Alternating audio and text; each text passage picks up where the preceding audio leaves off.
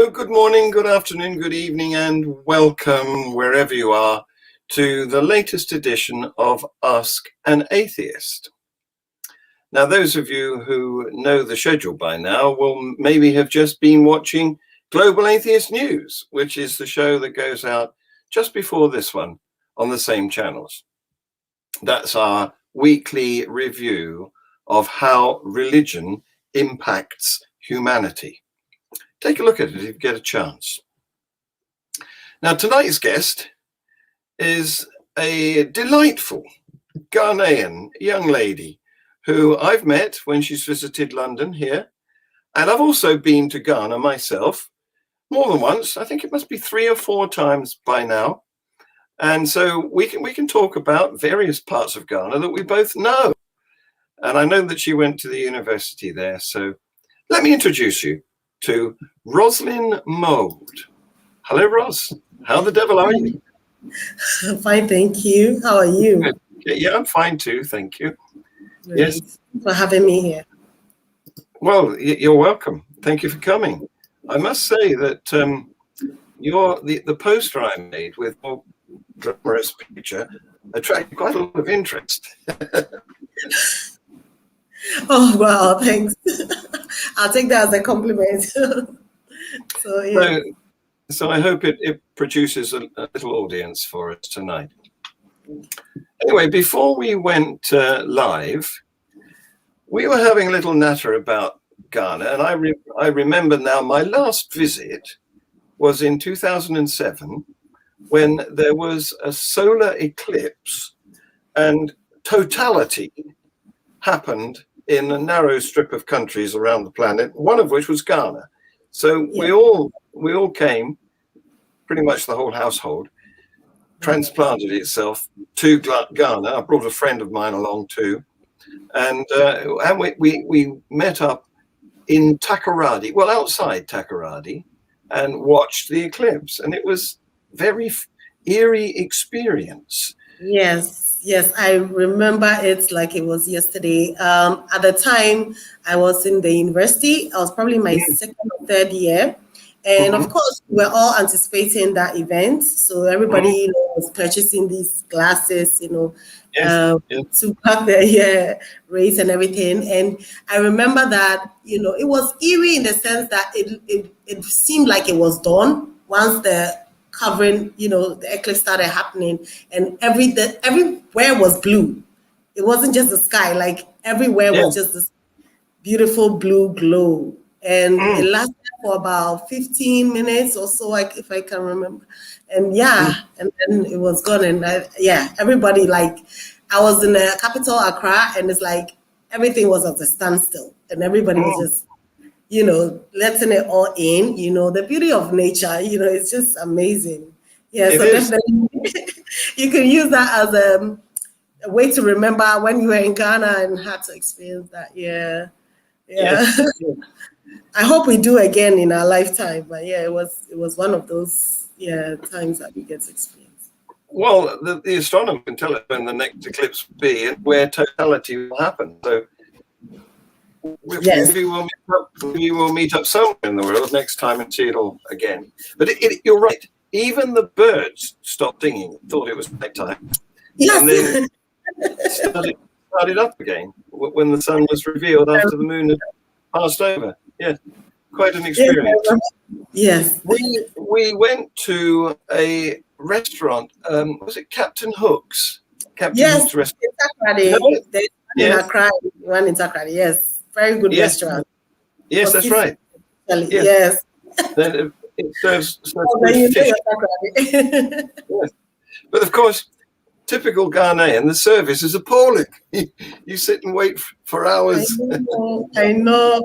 I mean, it's improving year by year. So hopefully next time you come, it should be better because there's a lot more competition now. At the time, Captain Hook's, at that time, probably, 1 or 2 restaurants, even though it was like top class, especially catering to the expatriate community and stuff like that. But now there's a lot more restaurants, there's a lot more places to go in Takoradi, also because of the oil boom. At that time, the oil had just about to be discovered, or it was just around that time. And now, flourishing town. There's more businesses happening. There's more people all over the world there working. And so, yes, it's developing. So hopefully you get a better service than it used to be. Yeah. Yeah, maybe. So just for the benefit of our audience, let me tell them a bit about you, and you can fill in some more details. You are a board member of Humanists International. I'm a member of Humanist UK, and I'm also a member of the National Secular Society, which is another UK organisation you may know about. And of course, I've met Andrew Copson, who is the president of your board, and he's also the chief executive of Humanists UK. Yes. He's a very busy man.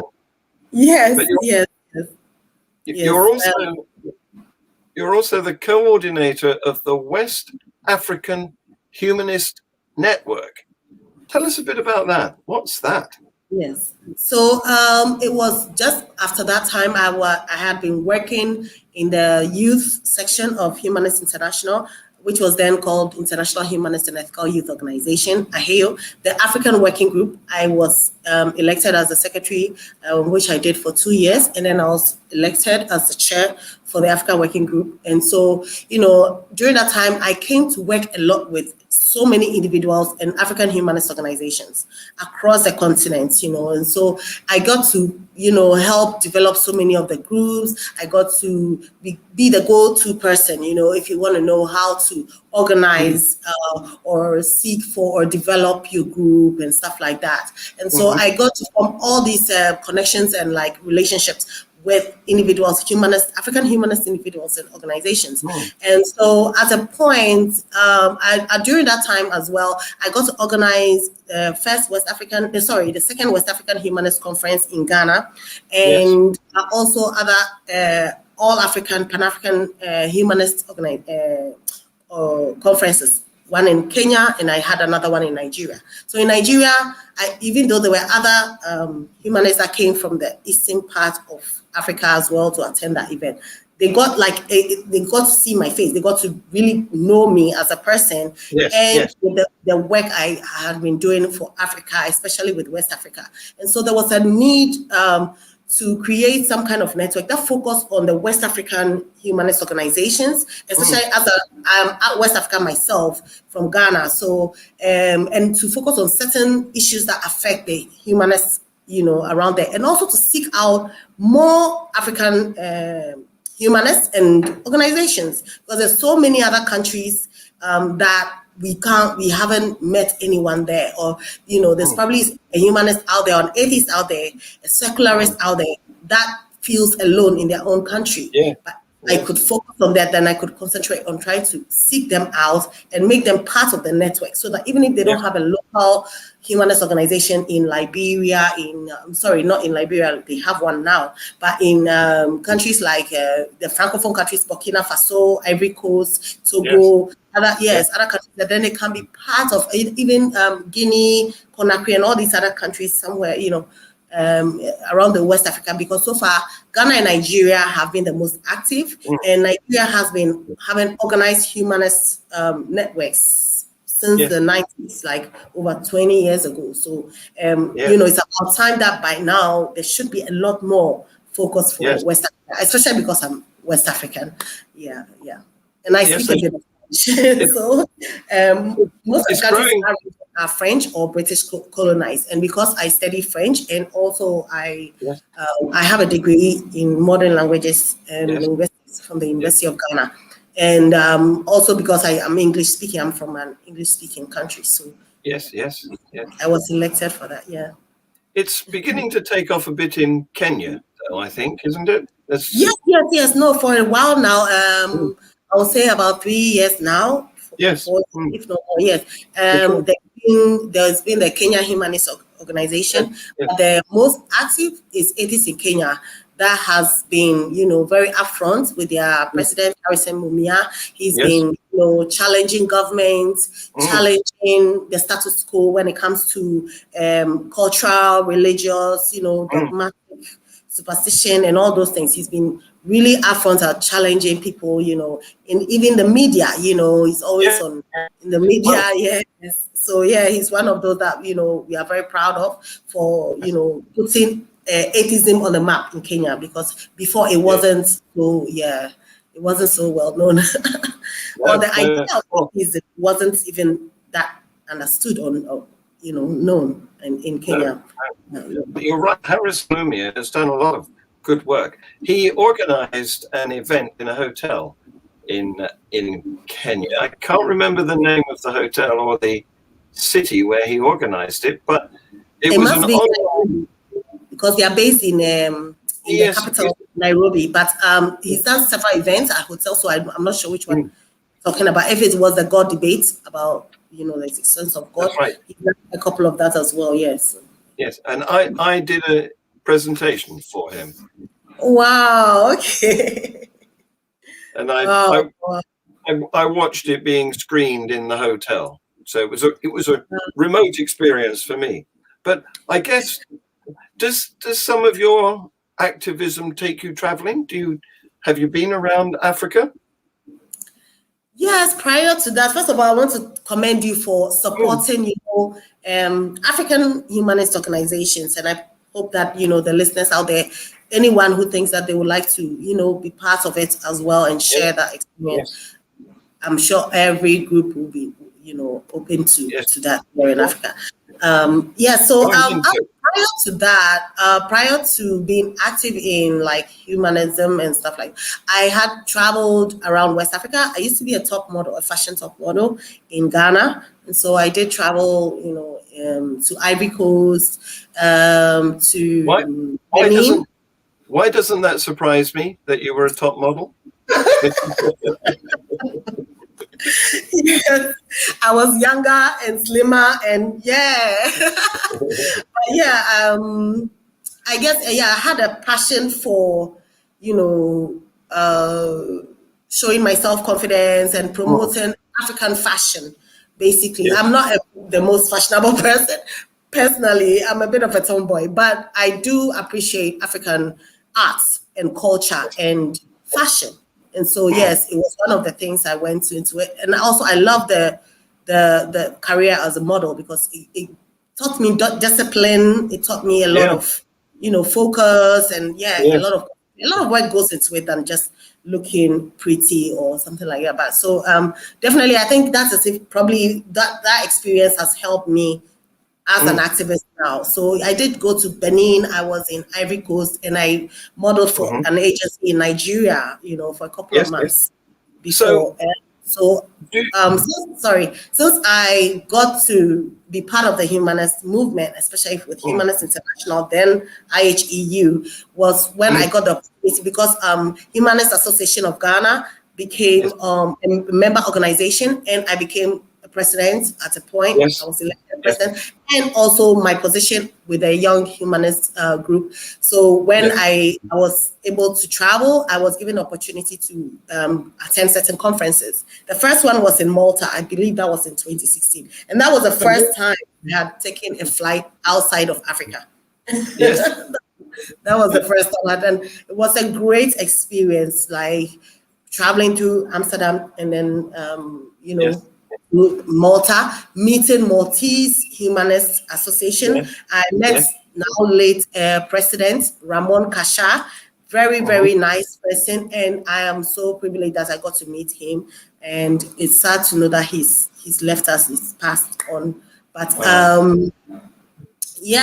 mean, you also was very excited to even come to Ghana or collaborate with the Maltese Humanist Organization and the Humanist Association of Ghana. I got to meet humanists from all over the world, and it was really great experience. Every time I just can't get enough of it, because being an African humanist, it's very lonely. It's very you are very small minority, and so even getting to know other Ghanaians like yourself who are like-minded was like a great experience. But meeting other Africans and now meeting people from all over the world, including yourself, John. Even when I met you in London the last time, it was really pleasing. So I've been around the Europe a lot more since then.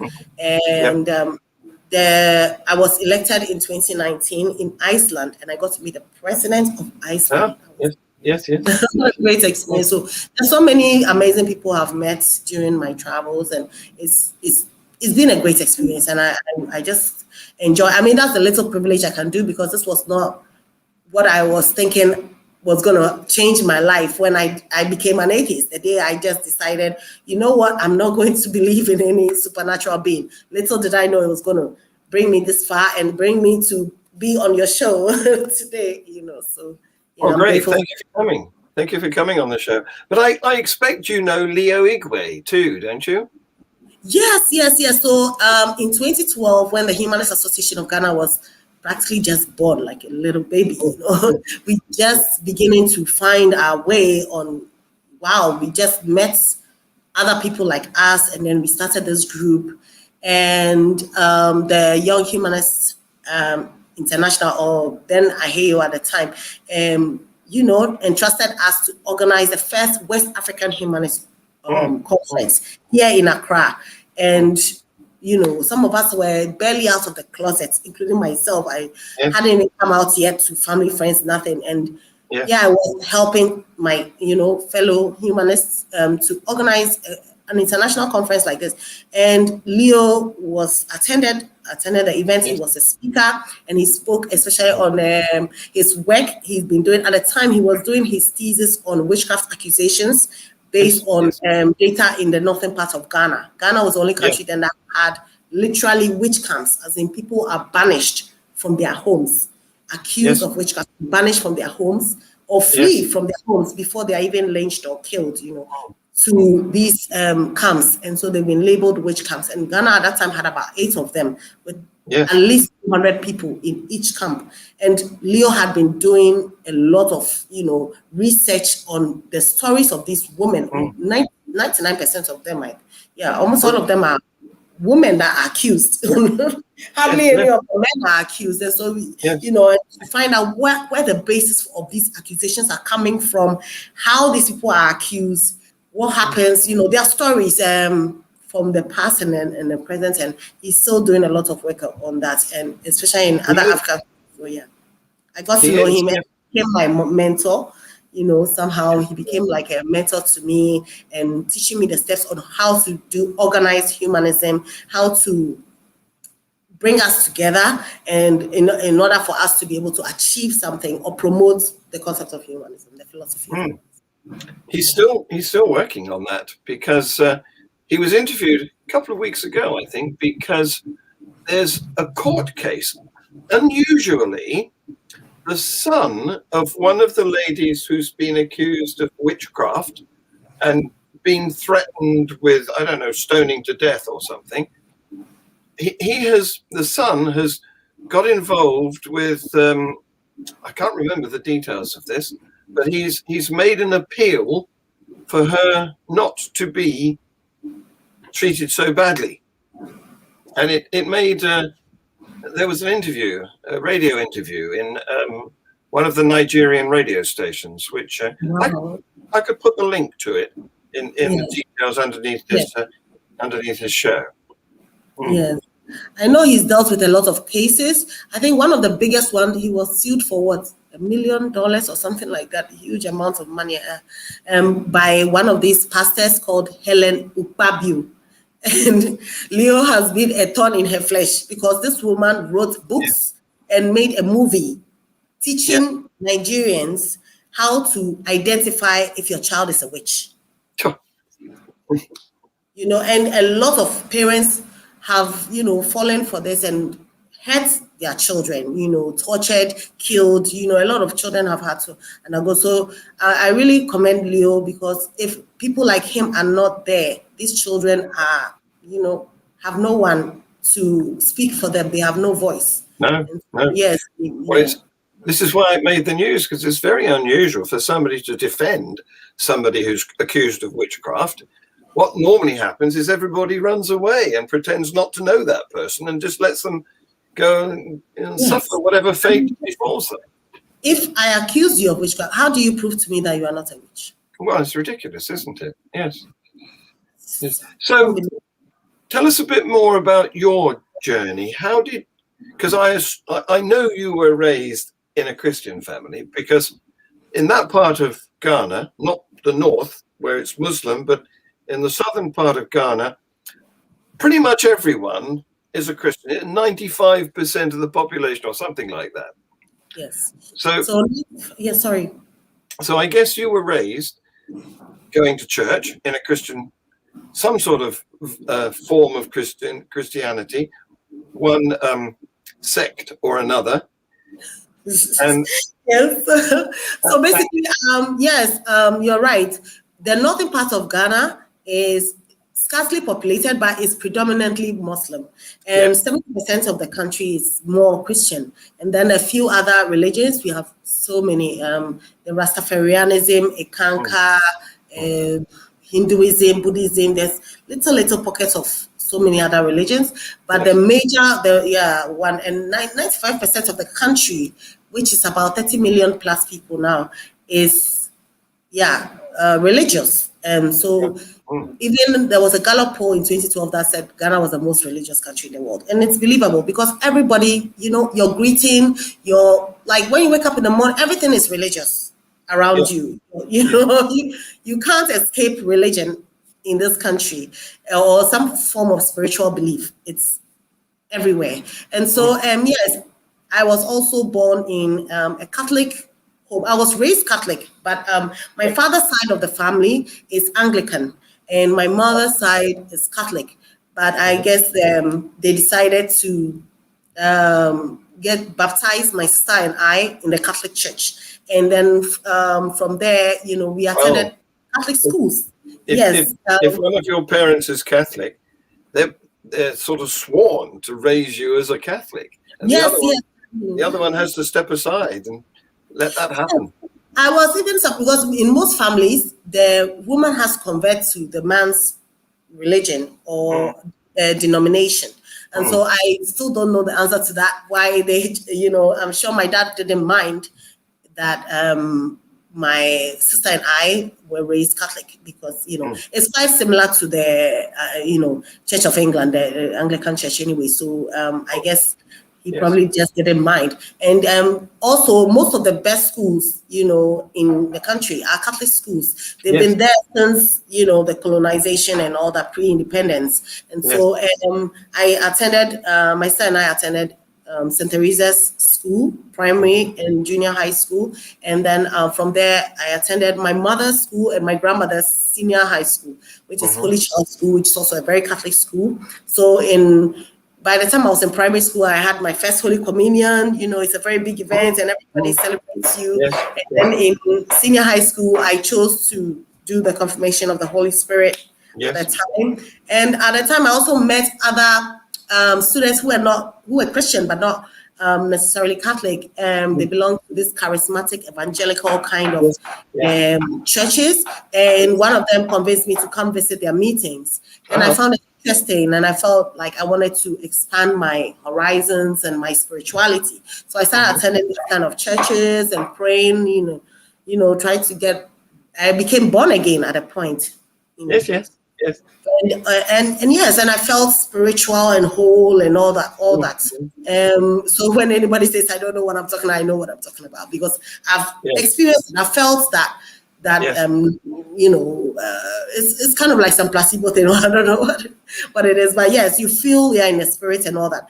And it wasn't until I was in university and I had a lot of I was modeling at 19, right after senior high school. And then I started modeling, working and schooling in university. And so during that time, I had a lot of friends in the entertainment industry. I had a lot of friends from other countries. And especially at that period, it was mostly the Eastern European community. Those from Russia, Montenegro, Serbia, Croatia, countries like that. I had so many friends.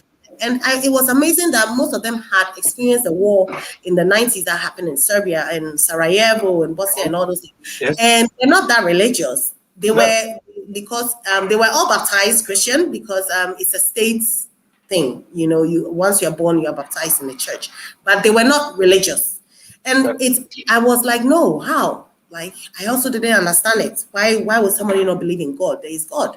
So I felt it was my duty to seek out information that if there's a God, which I've believed in all this time, then there must be tons of evidence. That was the whole thing. And so I decided to just gather the evidence and use facts to prove to them that there's God. You have to believe in God. He's the one who created you and blah, blah, blah. You know the rest. So you and look then for evidence.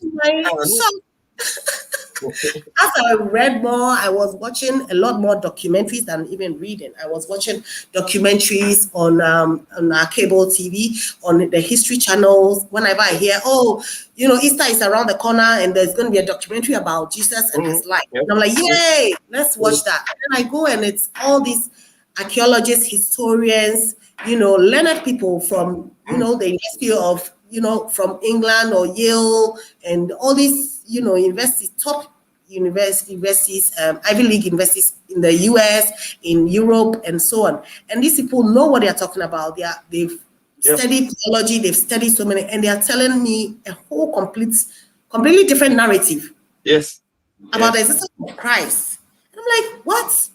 Okay, let me watch another documentary. And I kept watching something on science, and they are telling us, there's a Big Bang. There's nothing like Adam and Eve. And really? What?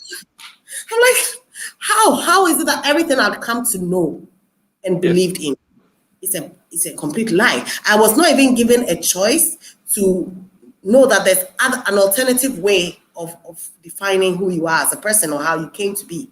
So I wasn't given that choice. And I think that it took me a long time. It took about, that whole year in 2007 for me to finally conclude that I don't think I believe in this anymore, because yes, I've had no evidence that there's a God, and I'm getting more evidence that there is. So I should look more into it. But I still keep an open mind. If somebody is able to come and convince me, a priest, a Christian, a Muslim, a Buddhist, anyone who is able to convince me, I will definitely take a second look at religion. But here we are in 2021, and nobody has. No. Nobody has. No. So yes, and I think that's what drives me, because I feel like there's so many people out there that are probably thinking, there's only one way of knowing how we came to be. They don't know that there's evolution. They don't know that, because they're not taught that in the Catholic schools. If they are, it's in the syllabus, but they just skip it, kind of like. So if you don't go looking for that information, you live your whole life in countries like Ghana and other parts of Africa or Asia or something, and have no idea that there's a Big Bang theory to explain how the universe came to be, or how abiogenesis on all these things. It wasn't until I actually took an objective and persistent way of looking for the truth that I came to, and I was faced with the answer or the question: do you want the truth? Which would mean that you're going to lose your friends, some friends. Your family is not going to be happy with you. You're probably not going to get a good job. Or you just want to play along and just stay Christian and, hope that, heaven exists one day and everything. And I had to make that choice for myself. And so I do see how it becomes a predicament for some people where they don't think they can go that route. It's a lot to give up, isn't it? Give up your family, give up your friends, risk not getting a good job, possibly not getting reasonable accommodation because people know that you're an atheist, you're a humanist. Yes, I think that I'm lucky in the sense that the kind of family I come from, and maybe there is some level of privilege I do carry as a person than others. So in our association, meeting other Ghanaian humanists and hearing different stories, you see that there are different levels of privilege and, prejudice and all that, that people suffer being an atheist, and especially an open atheist. So like most of us are not open.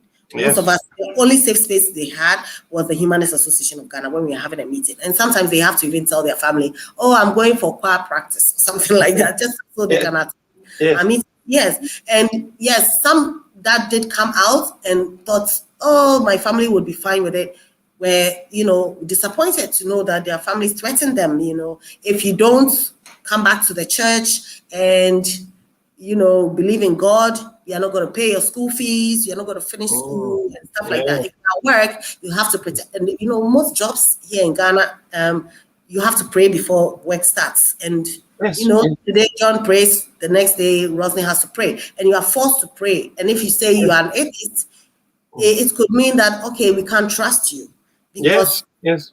Only, the belief is that it's morals are through Christianity or through religion. And so if we can't trust you, you don't believe in God, then who are you accountable to? How do we know that you're not going to embezzle funds in the company? How do we know that you're not going to hurt another employee? How do we trust you with anything? And so it becomes trust you, and that's why some people get fired for it. My family didn't have, they didn't agree. They still don't agree, but I think they love me. So, to a very large extent, and that's why, they don't push me away, but at the same time, I do get from time to time, Ayele, that's my local name, Ayele. I need to talk to you again. Are you sure you don't want to believe in God? I think we should check the Sunday, and I have to balance between, the cultural respect we have for our elders and our family, and balance that between what I want as a person. And try to make them understand that it's okay if I don't believe in God. You can trust me. I can still do it without God. I can still do it. And I think over the years, they are beginning to see that they are, I'm still the same Roslyn in a lot of ways. The same Roslyn. It's just I don't believe in God. I can do the sign of the cross, but it means nothing to me now. That's They have such rude opinions of people who aren't in their club, don't they? They think that nothing would stop us from raping and pillaging and murdering other than their Bible.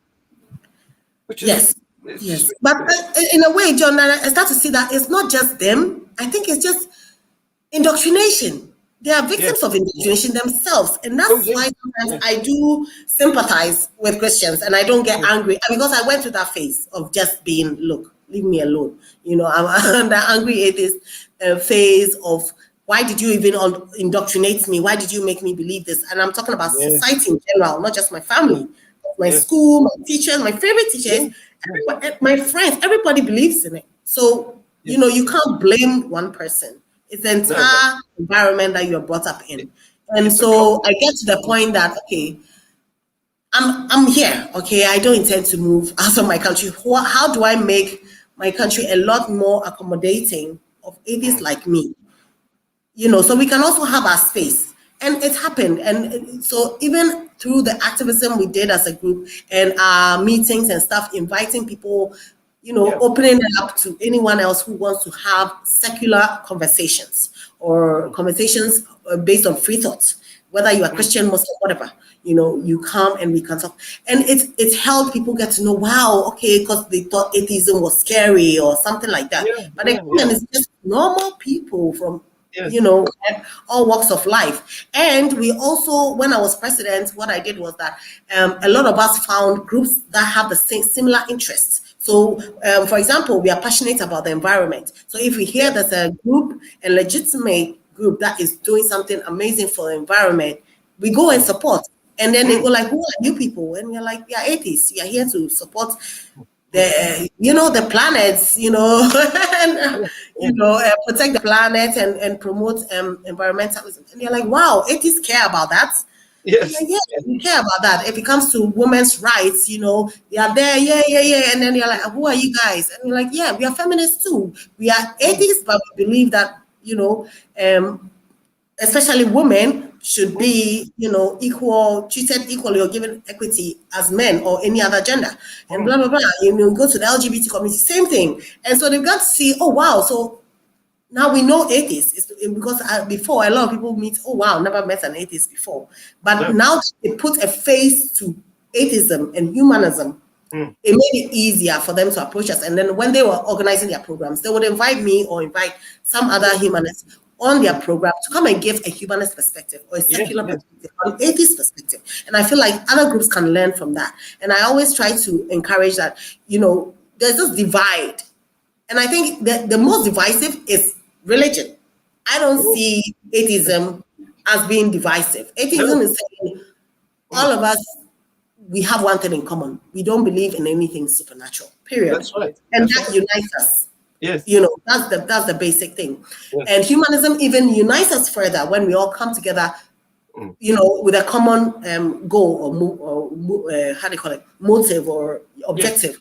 And so for me, I try to make people see that, maybe you are in the wrong religion, because humanism is amazing.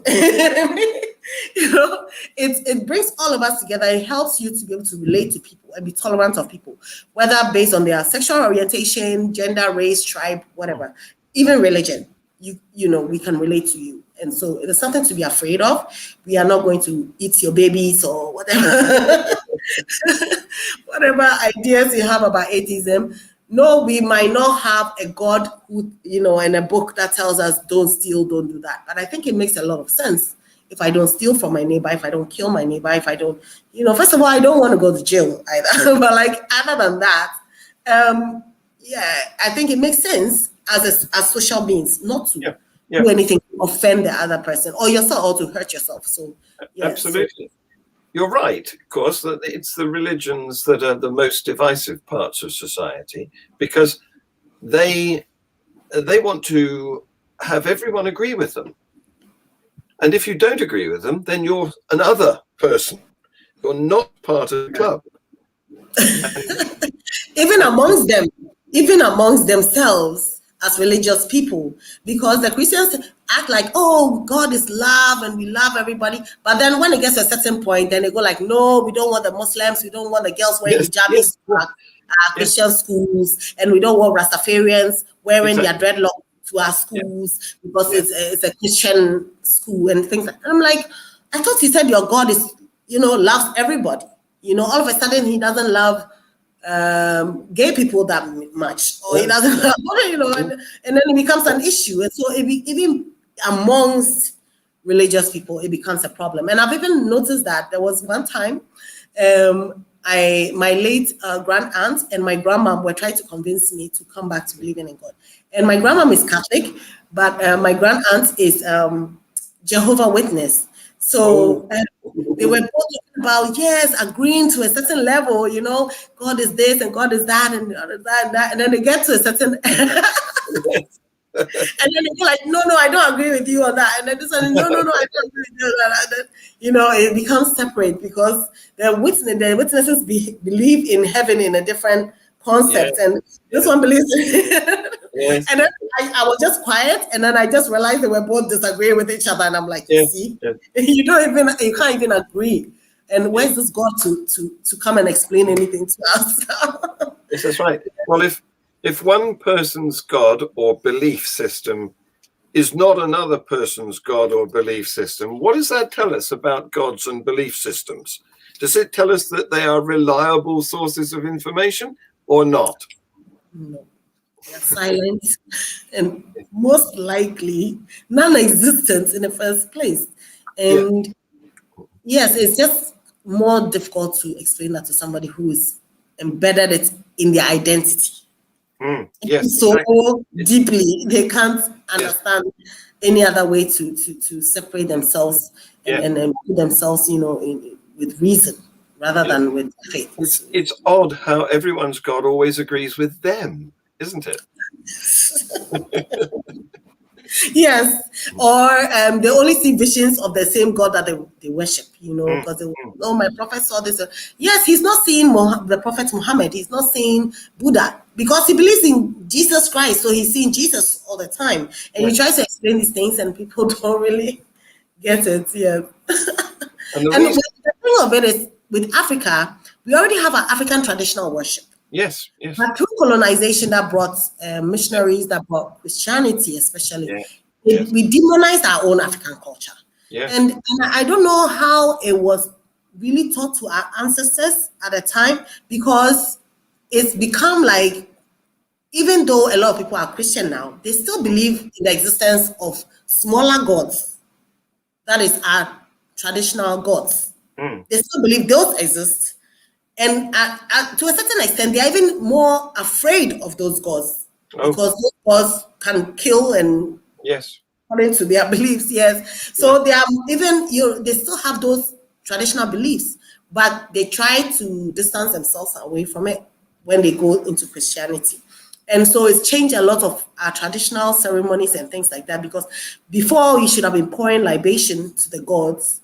Now we have to pray like a Christian. yes, yes. At our traditional ceremonies, in our traditional clothes, which I can't understand, because I would rather, for, I don't know, ceremonial sake, do the African traditional religion than some other god. But I mean, these are some of the issues that we have to deal with. So in Africa, it's not just indoctrination, it's colonization of the mind, because Yes.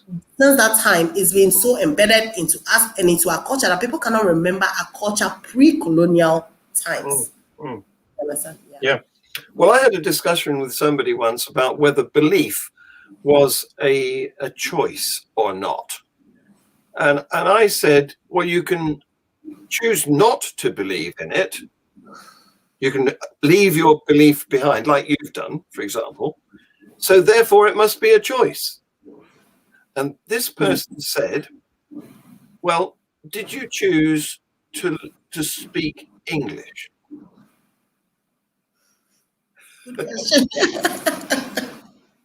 And I had to agree that if you're brought up with a belief alongside your language, and it's all meshed together, then you don't really have much choice. It's what you're given as an infant. Yes, and other than that, because there's no other space for alternative ways of thinking, I mean, what choice do you have? And that's why we need to create that space, for alternative ways of thinking, or for inquiry, at least, like where people can question, at least not necessarily to become an atheist, but to at least have a place where they can question. Yes. And anything, not just religion, because superstition is also a very big deal here. And obviously, that's why we have these witchcraft accusations. Most of them is not from the traditional kind of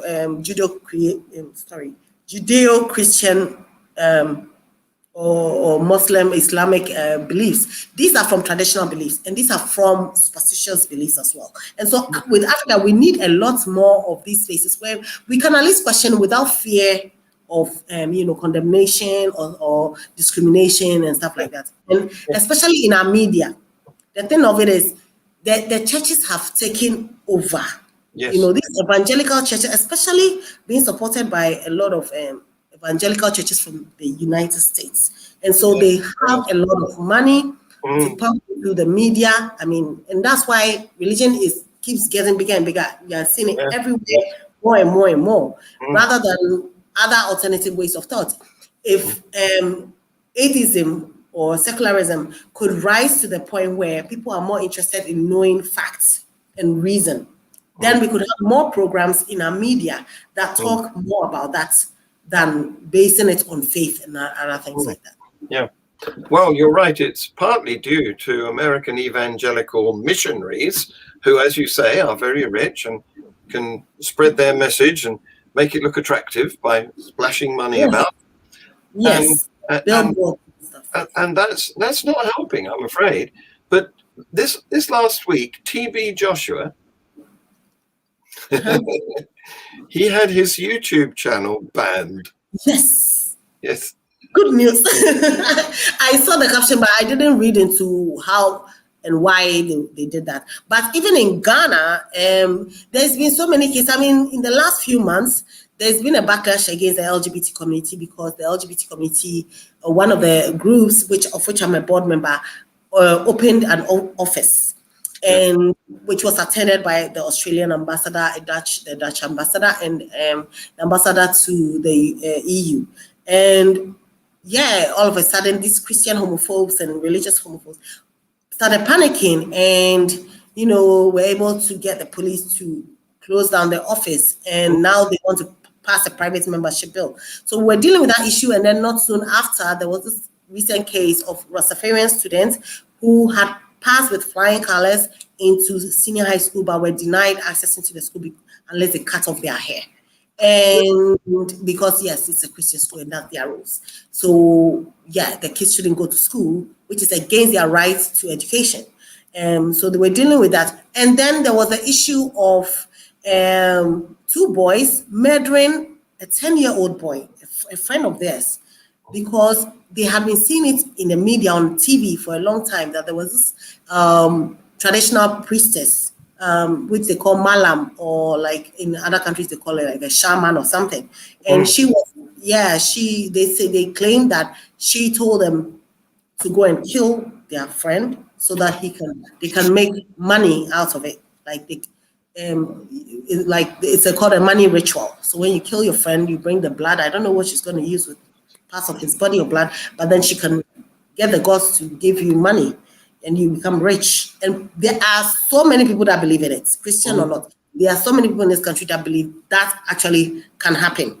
So they're just afraid that, okay, if you don't go to jail, then you're going to go to hell. So a lot of them do not do it. But if they knew that there was people would be murdering each other because they actually believe that these kind of rituals exist and can happen. And so there was a very big uproar about it that Ghana media has been allowing these traditional priests to, come and make all sorts of claims on diseases they can cure. One malam can cure HIV, COVID, cancer, fibro, everything. How? With which kind of, where's the evidence of that? Where's the science behind it? When we have institutions like the Ghana Science Association, we have the Food and Drugs Authority, we have the Ghana Standards Board, and all these relevant government institutions are supposed to be checking all these activities. And nothing has been happening because, and the media too, as long as you bring some money, they give you the airtime and you can say whatever you want to say without any form of, so they started clamping down. One of the biggest popular Malams, a lady, Nana Agrada, also had 2 of her TV stations closed down. There was closed down about 28 of them. There's a lot of them. So and then a few days later, I heard about TV Joshua. And TV Joshua, I mean, it's about time.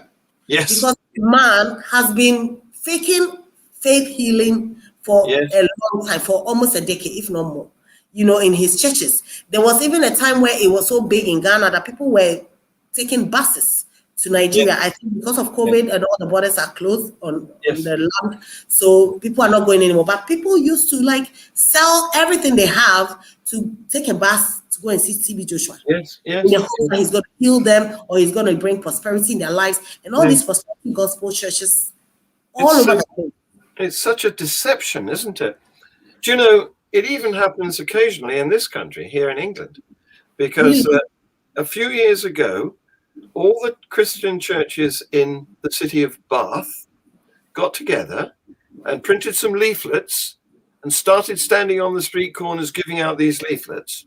And the leaflets said, join our prayer meetings and we will cure rabies, HIV, sore throats, unwanted pregnancies, and any other condition. And fortunately, one of the persons who picked up a leaflet was a skeptic. And he got in touch, he reported them to the Advertising Standards Authority. You've talked about your authorities in Ghana. We have them here, of course. And the Advertising Standards Authority said, you've got to stop doing this because you're raising false hope. Exactly. And the churches had to stop giving out those leaflets. So they were worried because they're losing their congregations. No new people are coming to church and all the old ones are dying. So they were trying to drum up trade. Yeah, that's happening. That's happening a lot. Even with some Muslim sects, which, Muslims don't usually do faith healing and stuff like that. But in the recent years, it keeps coming up. You see one imam claiming, to heal, and then, so many of them go gather around and give him money and stuff like that. So it's been going on for a very, very long time.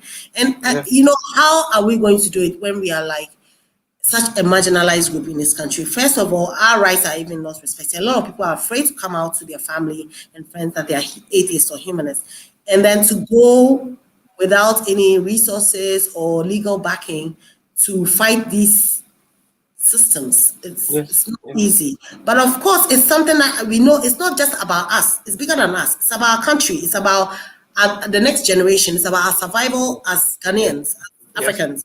And we have to do something about it. But definitely we have to also put in certain things in place so that it doesn't come to hurt the few people who are turning to humanism, because it also scares away other people who are thinking of leaving religion. And when they realize that, oh my God, I'm going to be a target if I leave, no, then, they will rather stay. And then it becomes, a virtual cycle. That's right. Yes. Well, it's got to start with the children, because at the moment, as we said a minute ago, when you're brought up learning a language that's tangled up with a religion, you don't have any choice but to get inducted into it. And there's a couple of things going on at the moment. First of all, the Pope is having a month of prayer to free the world of COVID. When is this? May the 1st to May the 31st. Oh, really? Yes. So good luck with that, Your Holiness. I know, right? I mean, yes. Sorry, I'm listening. Secondly, in Ireland, where the situation is rather like it is in Ghana, if you go to a school, it's a religious school. And you can't get an education that isn't religious. This is in Northern Ireland. And the trouble with Northern Ireland is there's two factions. They're both Christian, but one is Roman Catholic and the other one is Anglican or C of E, or Protestant. Anyway, not Anglican perhaps, but Protestant. Protestant. Yeah. So the point is, if you raise your children divided to think that they're right and the others are wrong, your society will always be divided, because they're the next generation. They're going to do that same thing to their children. So the campaign that's going on at the moment is to try and do away with church schools, to make education secular, so that all the children are raised together in one school and they get to see that the others aren't horrible people, they're normal. Yes. Wow, this is really serious, and you see, and that's why sometimes I feel like it's not just a Ghanaian thing or an African thing. It's something that's happening around the world. And if you're able to get to a country, sorry, my battery was turning low. I'll just.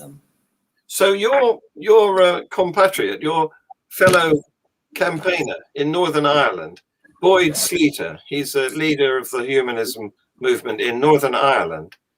He's reporting on this, how we need to they've been campaigning for 20 years for secular education, one education system where all children go, no matter what the religion of their parents. Yes, I know that countries like Nigeria also had humanist schools.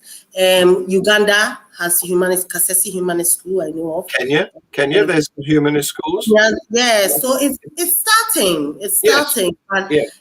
I mean, there definitely needs more support there, because even with that, I don't know how they are navigating to convince parents to bring their kids to those schools, because, or even, do they really understand humanism as, because, if your kids come and start saying that, based on reason, I'm not going to go to church anymore, a lot of parents are going to probably stop taking their kids there. The thing is, with Ghana, the only schools, most of the schools are religious schools too here. But the thing is, it's a matter of also privilege, There are international schools that have kids, but those are very, very expensive. Very, very expensive. Some cost, $10,000, $20,000 a year.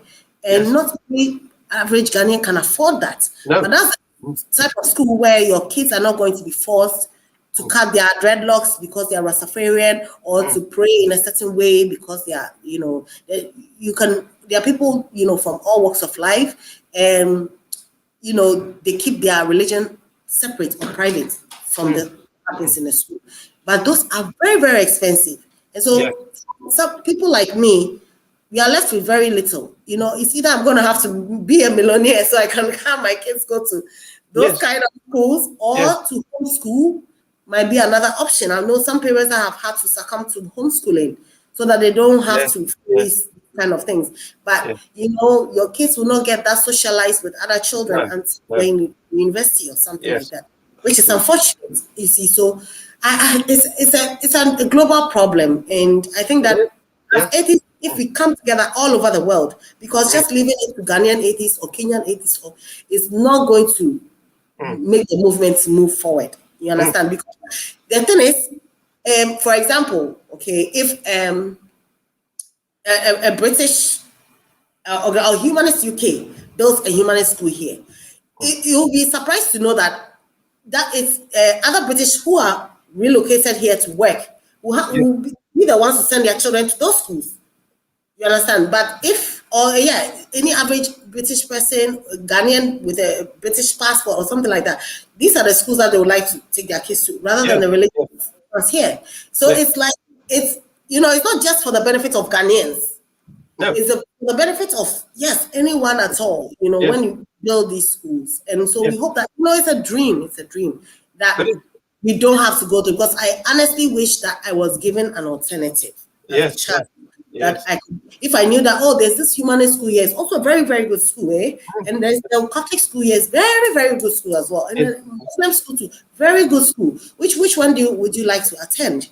And then I can make friends from those in the humanist schools or those in the Islamic schools, and then we get to, weigh why does this person behave like or believe in this, and why and then our cultures, our cultural differences and religious differences, and then be able to make that decision growing up. Then we can, but when you are born in an environment where there's no other choice, this is all we have, then it's a problem. You've got to have choice. But even here in London, where one of Humanist UK's ambassadors, Dr. Alice Roberts, who does a lot on television. You may have seen some of her documentaries. Possibly, I've heard her name before, but I don't remember. She's done documentaries for the BBC and for Channel 4. But the thing is that she's got children of her own now, and she lives in London. And, she can't get her children to go to a non-religious school. All of the schools within reach where she is are faith schools. So you're right, it's not just a Ghanaian problem, it's a world problem. It's a world problem. Anyway, we can't set the world to rights tonight, I'm afraid. But it's the beginning. Hoping somebody's listening, or somebody will listen later and probably come up with a great idea on how we can change all this, especially now with the new normal and everything. Who knows? Might not even have to take your children to school. There can be a whole humanist syllabus online. Something, somebody can come up with something that would help parents, especially secular parents. Atheist of course, in France, schools are not allowed to teach religion. In France. But I'm sure they went through the process to get there, and how they got to the process is what they need to also come and teach us. They had a revolution and they cut all the heads off the nobility. That's how they did it. You can't do that. No. So you've been fantastic, like I knew you would be. Thank you for coming on. And I want to talk to you a bit after we close down this live stream, because I've got a special question to ask you, which I didn't want to put to you in public view. And I want to say not only thank you to you, but thank you to those people watching. And next week, we will have another Ask an Atheist with another interesting guest. I've got 2 or 3 people vying for a slot. I'll announce it on social media, who is the lucky winner. So I'm just going to get the outro up. Oh, have I done one for you? No, I don't think I have. I forgot to do you an outro. Let me just do you one quickly. No, I can't, but I'll add it on afterwards. I'll tell you what I'll do. I'll I'll edit your outro in. You remember I showed you your name will go up. I've forgotten to do that. It's all right. John. I'll put it in afterwards. No worries. So, no worries. Thank you for having me here. It's been fun. It's been like a great conversation and everything. And hopefully I can come to the UK, sometime by the end of this year. Yeah, and we'll meet again. Be sure to visit us on the South Coast when you do. Okay. Thank you. Okay, well, I'm going to stop the stream and I want to chat to you privately afterwards. Yeah, sure. So, officially, bye-bye. Bye. Say goodbye to the audience. Thank you.